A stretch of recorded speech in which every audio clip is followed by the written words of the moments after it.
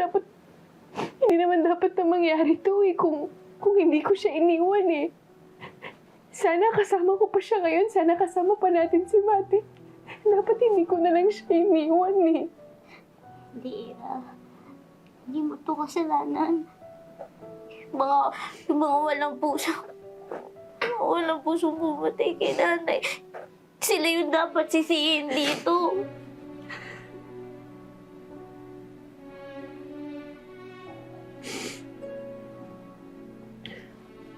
I haven't slept in days, Lilith.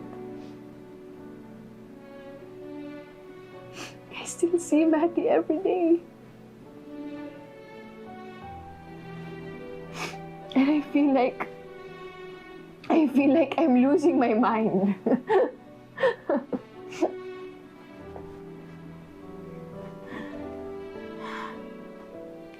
Diba, usapan natin sa party.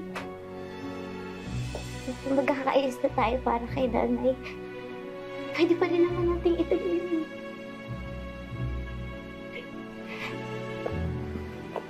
Kaya kahit magalit ka sa akin, kahit itaboy mo ako, hindi na kita bibitawan na.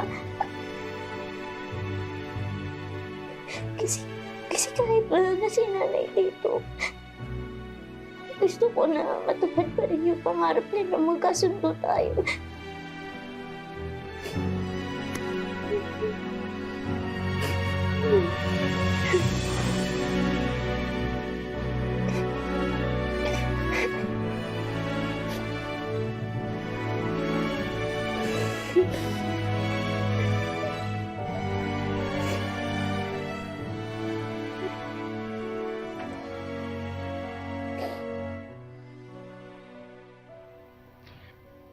Evelyn Magas ang pangalan niya.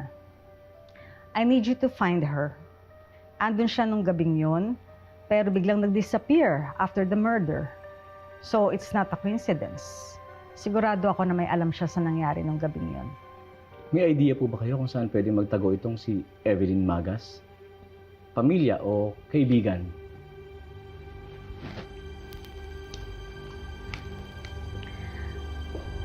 Sino ba sa atin ang private investigator?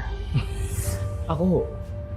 Oh, edi dapat, ikaw ang gumagawa ng trabahong yon.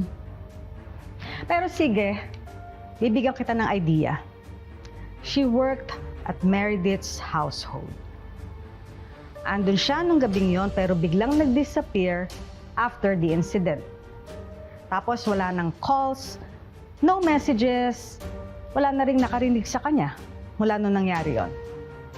Ang gusto ko, mahanap mo siya bago pa siya mahanap ng mga pulis o ng ibang tao. Sige ho. Pero baka hindi ho magiging madali ito. Kung ganito No! I don't care what it takes, basta hanapin mo si Evelyn Magas.